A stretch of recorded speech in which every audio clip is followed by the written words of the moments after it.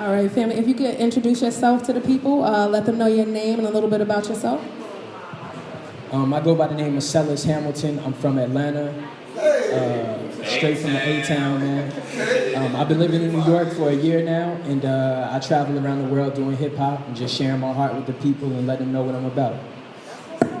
I haven't had the pleasure of hearing you just yet, so I definitely find that people kind of outlet through their music, so if you can give me just a little idea of what your sound, your inspiration is in regards to your music. So my music, I feel like music is a reflection of the heart. Music, when you listen to somebody's song, you're listening to literally them give you their heart. They're telling you what's important to them. They're telling you what they feel, their views. So when you hear my music, you hear about love, you hear about, fatherlessness, or why we need fathers in the home. You hear about politics, you hear about just what's going on in the block, what you don't see on TV. So I give people my worldview from my perspective, of course, and just what's important to me. Yeah, exactly. That's what's up.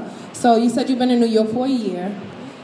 What's been the transition from ATL life to New York? I know the culture is, just a little bit different. Does it work a little bit better for you here, there, or just that nomad because you're on a path to moving? Like, explain that to me if you don't mind. So it took me, I'm not gonna lie, it took me a long time to get adjusted to New York just because, like you said, it's actually the polar opposite of Atlanta. Like, exactly. I'm talking like, as fast-paced as this here, the exact opposite as far as the slow pace. Public transportation, I drove everywhere. Our public transportation that we have is real touristy, so if you're not like living downtown, which actually in Atlanta, most people don't live in the city, they live on the outskirts, you really, public transportation doesn't do anything for you. So like for me here, like learning how to, depend on public transportation, getting used to that.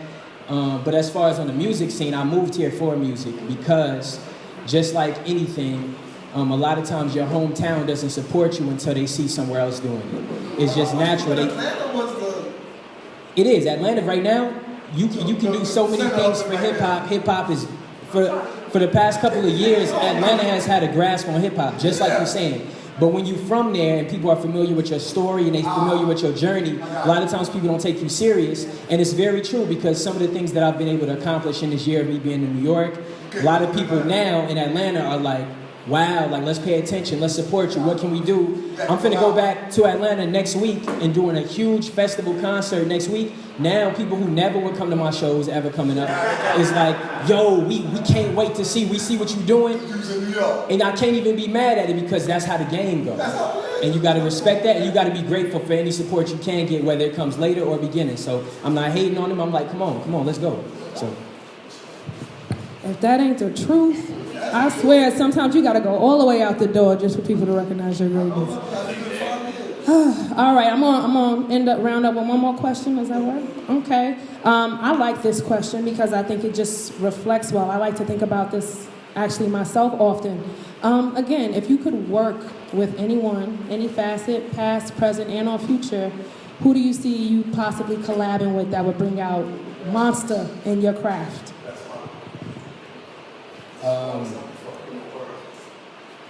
For me, it changes with the landscape of hip hop, but right now, I would probably want to work with Kendrick Lamar.